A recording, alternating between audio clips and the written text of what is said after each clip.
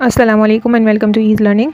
आज हम Oxford book world watch history 2 का पार्ट 2 करेंगे, spread of Islam in Europe and Asia, जिसका हम यूनिट नंबर 2 कर रहे हैं द उमय्याज।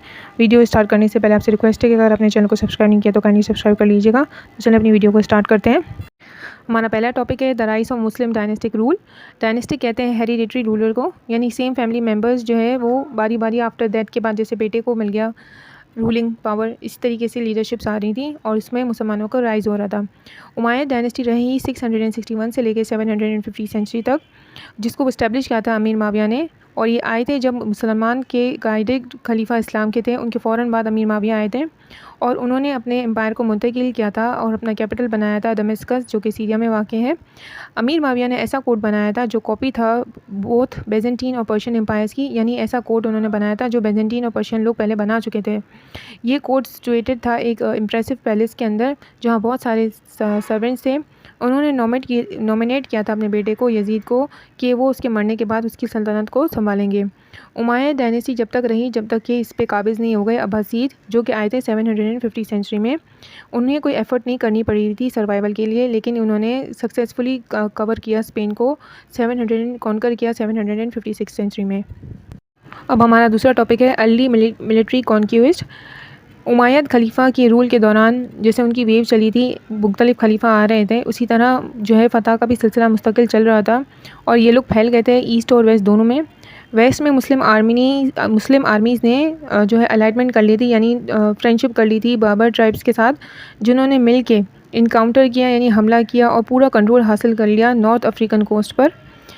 711 सेंचुरी में बाबर की लीडरशिप में जनरल तारिक बिन जैद ने क्रॉस कर लिया था वाटर वे के ज़रिए, यानी समंदर के रास्ते से वो दाखिल हो गया था स्पेन में, और उसके 2 डिकेड्स यानी 20 साल बाद वो फिर दाखिल हो गया फ्रांस में। और क्या क्रॉस करके, पायरेनीज़ को क्रॉस करके वो फ्रांस में दाखिल हुआ था। उसी दौरान 1000 ऑफ माइल्स ईस्ट में मुसलमान आर्मीज़ कैप्चर कर रहे थे समरकंद को, जो कि सिल्क रोड के ऊपर था, 708 से लेकर 710 सेंचुरी के दौरान। जबकि मोहम्मद बिन कासिम, जो कि एक यंग कमांडर थे, उन्होंने एक जॉइंट सी लैंड अटैक किया था और वो हिफाजत कर रहे थे इंडस की लोअर वैली को। हालांकि अब मुसलमान एम्पायर्स के बॉर्डर्स जो हैं वो फैलते जा रहे थे। 732 सेंचुरी के दौरान पोइटर्स के करीब, जो कि वेस्ट में वाक़ है, एक फ्रैंकिश आर्मी ने हराया मुसलमानों को और उन्हें वापस भेज दिया पायरेनीज़ की तरफ। ईस्ट में जो है इनकी फ़तह का सिलसिला चलता रहा 751 सेंचुरी में, जहाँ बाकी है रिबल तालास, जो कि सेंट्रल एशिया में मौजूद है। यहाँ भी फ्रैंकिश आर्मी पहुँच चुकी थी और अरब आर्मीज़ जो है वो विड्रॉ कर चुकी थी, कहाँ से, सर दरिया रिवर से। अब हम बात कर लेते हैं एडमिनिस्ट्रेशन ऑफ द एम्पायर के बारे में। उमय्यद जो थे वो बहुत इंपॉर्टेंट थे शुरू से ही, क्योंकि उनकी सेंट्रल में अथॉरिटी थी इस्लामिक सिविलाइजेशन के अंदर। पॉलिसीज़ ऐसे बना के गए थे वहाँ के रूलर्स, जिसने उनकी पोजीशन को मुस्तहकम किया था और साथ ही साथ असरअंदाज होते थे वो एम्पायर पर भी, यानी उनकी बात सुनी जाती थी। अरबिक जो है वो उनकी ऑफिशियल लैंग्वेज थी, जिसने इस्लाम को फैलाने में भी मदद की और उन्होंने इजाज़त दी थी अरब मुस्लिम्स को कि वो कंट्रोल कर सकते हैं गवर्नमेंट को। बिल्कुल इसी तरीके से अरब कॉइन जो है वो भी इंट्रोड्यूस हुए थे और साथ ही साथ वेट्स को भी स्टैंडर्डाइज़ किया गया था ताकि सपोर्ट मिल सके ट्रेड को और दूसरे बिजनेस प्रैक्टिसेस को। एक प्रोमिनेंट रूलर जिनका नाम था अल वलीद इब्ने अब्दुल मलिक, जिन्होंने एक्सपेंशन को देखा और कवर किया बहुत सारी टेरिटरीज़ को, मिडल ईस्ट के पास, नॉर्थ अफ्रीका के पास और दूसरे हिस्से यूरोप के।